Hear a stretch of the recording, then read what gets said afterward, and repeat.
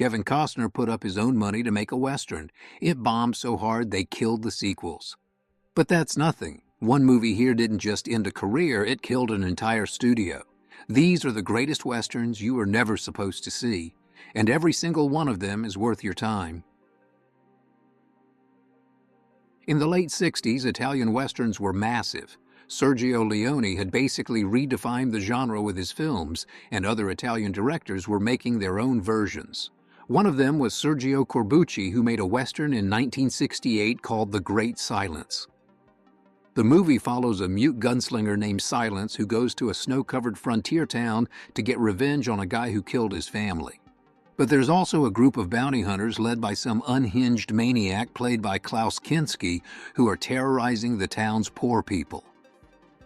Corbucci had made controversial Westerns before, but with The Great Silence he went further than anyone expected. The ending is one of the bleakest, most brutal endings in any Western ever made, and that became a problem. Distributors in English-speaking countries, including the United States, saw that ending and basically said, no thanks. The movie never got a proper release in America or the UK. While Sergio Leone's films were playing everywhere and making him famous internationally, Corbucci's masterpiece just didn't get seen. The Great Silence became this legendary lost Western that most people didn't know existed. It took years before it finally got any kind of recognition outside of Europe. Quentin Tarantino's a massive fan. He called it one of the greatest Westerns ever made, and he's actually right for once. Sam Peckinpah made The Wild Bunch in 1969. If you've seen it, you know it's violent, it's brutal, people explode in slow motion. It was shocking. It was also a hit. So what did Peckinpah do next? He made a screwball Western comedy. The Ballad of Cable Hogue came out in 1970, and it's about a drifter played by Jason Robards who finds water in the middle of worthless desert and builds a whole business around it. It's set in 1905 during the end of the Wild West. It's gentle and funny and completely different from anything people expected from the guy who just made The Wild Bunch. People showed up expecting violence and got a period piece comedy instead. They were confused. The movie made $5 million worldwide, which barely covered its production budget before you even factor in marketing costs. Critics liked it, but that didn't help. Nobody wanted to see Peckinpah make a sweet movie about a guy finding water. 2 years later, Peckinpah tried the gentle approach again. This time he got Steve McQueen to star in it. Junior Bonner is about an aging rodeo rider whose career is falling apart because he's getting too old. He's dealing with family drama and preparing to ride this famously difficult bull one more time. It's a slice-of-life drama set in the modern day, and the big climactic moment is Steve McQueen riding a bull. The problem was that nobody wanted to see that from these two guys. Sam Peckinpah was known for graphic violence. Steve McQueen was the coolest action star in Hollywood. People bought tickets expecting something completely different from what they got. The studio listed it as a bomb in May 1973. It just didn't connect with audiences at all. Looking back, it's one of Steve McQueen's best performances and one of Peckinpah's most underrated films. But at the time, it was seen as a total failure for both of them. Michael Cimino made The Deer Hunter, which won Best Picture and made a ton of money. So United Artists gave him a blank check to make his next film, a Western called Heaven's Gate. He ended up spending $44 million on it. The movie is about this war in Wyoming in the 1890s between land barons and poor European immigrants. Chris Christopherson plays a Harvard-educated gunfighter who joins the immigrants to fight back against the mercenaries hired to kill them.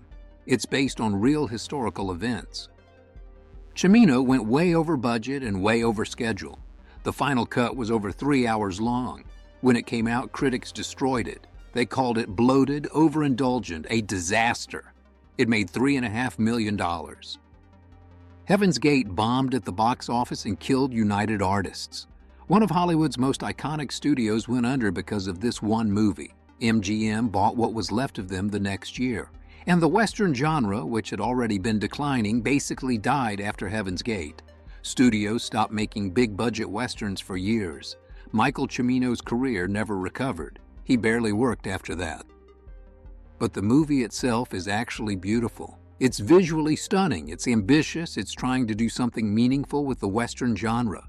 Over time, people started reassessing it and realizing it wasn't the disaster everyone said it was. It's still a massive commercial failure, but it's not the terrible movie it was made out to be.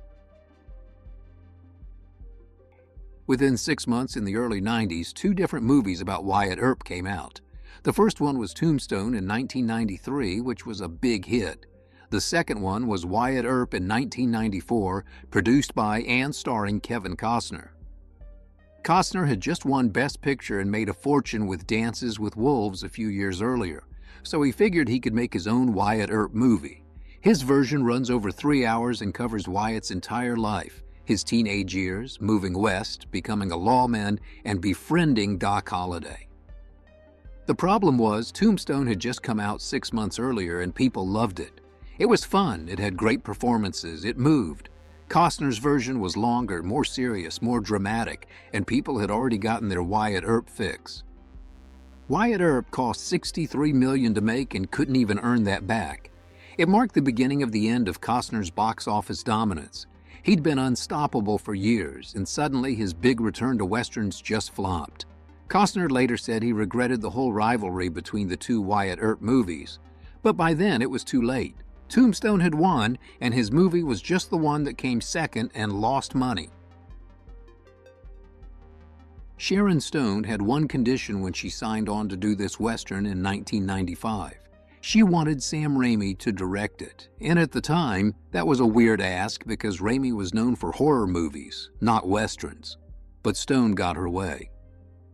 The movie's about a gunfighter called the Lady who shows up in a remote town to enter a quick-draw tournament. The whole thing is run by some cruel guy named John, played by Gene Hackman, and pretty much everyone in the tournament wants him dead. Stone also pushed for 2 relatively unknown actors to be in the film, Russell Crowe and Leonardo DiCaprio. In 1995, nobody knew who they were. They weren't the stars they'd become later, so they didn't help sell tickets. The Quick and the Dead cost $35 million to make. It made $18 million domestically. Did a bit better overseas, but still lost money. Stone's instincts about talent were right, though. Raimi brought this unique visual style that made the movie feel different from other Westerns. And obviously, Crowe and DiCaprio turned into massive stars.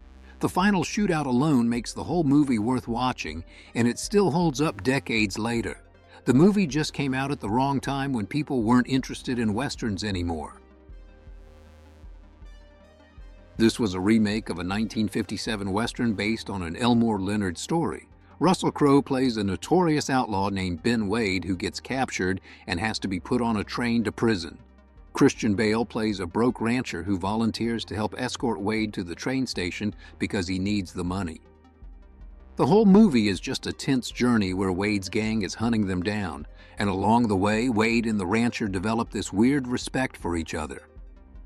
This came out when Christian Bale was Batman. Russell Crowe was Russell Crowe. You'd think that star power would translate to box office, but it made $71 million worldwide on a $55 million budget.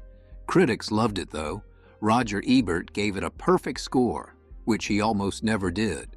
The performances were great, the emotional depth was there, and that final run to the train station is unforgettable.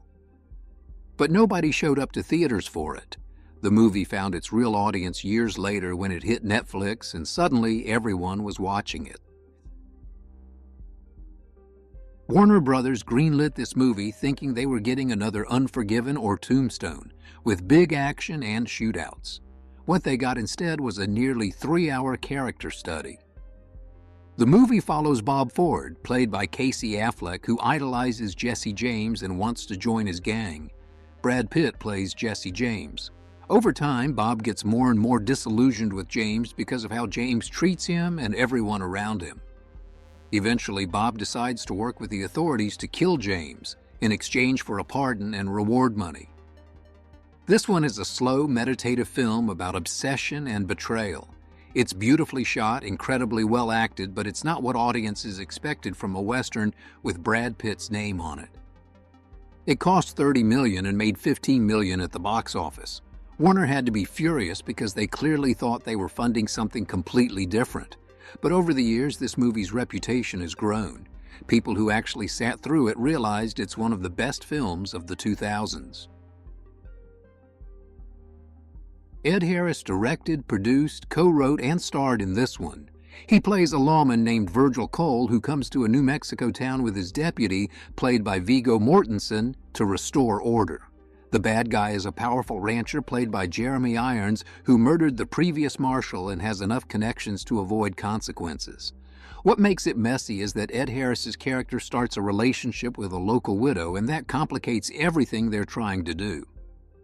By 2008, most westerns were mostly revisionist takes on the genre, trying to be different and subvert expectations. Appaloosa is just a straightforward western. Good guys, bad guys, showdown, done. What makes it work is the cast and the way the characters interact with each other. The friendship between Harris and Mortensen's characters feels real and lived in. But audiences didn't show up for a back-to-basics western when everyone was doing meta versions of the genre. It's criminally underrated and deserves way more attention than it got.